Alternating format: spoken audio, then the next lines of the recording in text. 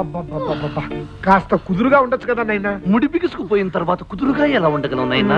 అవును, సాయంకాలం గుడికి ఎన్ని గంటలకు వెళ్ళాలి నైనా? 6 గంటలకు తగలడాలైనా. ఇప్పుడు టైం అంతా తగలడింది నైనా? 3. అయితే సాయంకాలం వరకు రెస్ట్ తీసుకోవచ్చా నైనా? తీసుకోండినా.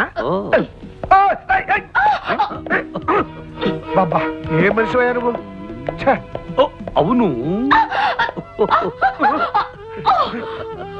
మళ్ళీ ఏమొచ్చింది?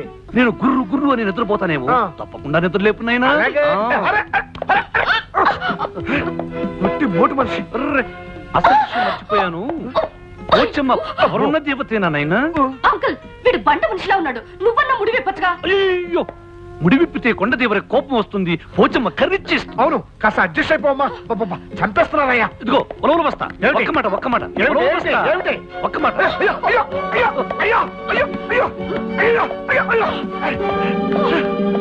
నీ ఇష్టం వచ్చిన డాన్స్ చేస్తావా? సాయంకాలం డబ్బుల కోసం వస్తావు కదా, అప్పుడు చెప్తా. ఏమిటి ఉలవలు బస్తా నువ్వు చెప్పేది? దేవుడు దేవుడు, పోచమ్మ పోచమ్మ పోచమ్మ. ఈ కొండ జాతి వాళ్ళ ఆచారాలు భలే భలేగా ఉన్నాయి. ఇలాంటి గమ్మత్తైన ఆచారాలు ఇంకా ఉంటే ఎంత బాగుంటుందో. కొండదేవరకు దండం, పోసమ్మ తల్లికి దండం. పులి ద్వారా అరచేతిలో హారతి కర్పూరం ఎలిగించి అమ్మవారికి హారత పట్టాలా. అప్పుడు చిన్నమ్మ నీ కాళ్ళ మీద పడి దీవెనలు అందుకోవాలా.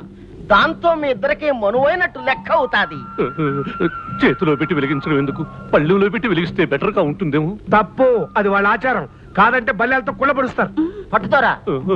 తల్లి, ఇవేం ఆచారాలు? అమ్మా పోచమ్మో. చిన్నమ్మ, నువ్వు బుల్లి దొర కాళ్ళకి దండం పెట్టు. నేను దండం పెట్టాలా? అవును తల్లి, నువ్వు దండం పెట్టి లేచే వరకు బుల్లి దొర హార తట్టుకుని అట్టాగే ఉండాలా.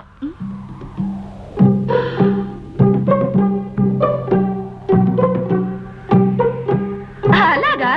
అయితే పెడతాను. దండం బ్రహ్మాండంగా పెడతాను.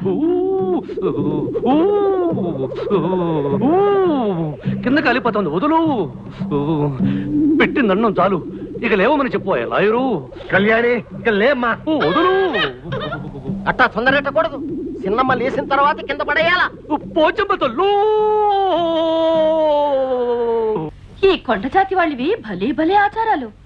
ఇలాంటి సరదా అయిన ఆచారాలు ఇంకా ఉంటే ఎంత బాగుండేదో. బాగుంటుంది, ఎందుకు బాగోదు? నిన్ను ఇంతకింత ఏడిపిస్తాను, చూస్తుండు. చూస్తూనే ఉన్నానుగా. కాలుని చేత్తో కాలు కాలని పిల్లలు గిల్లగిల్ల కొట్టుకుంటున్నావు.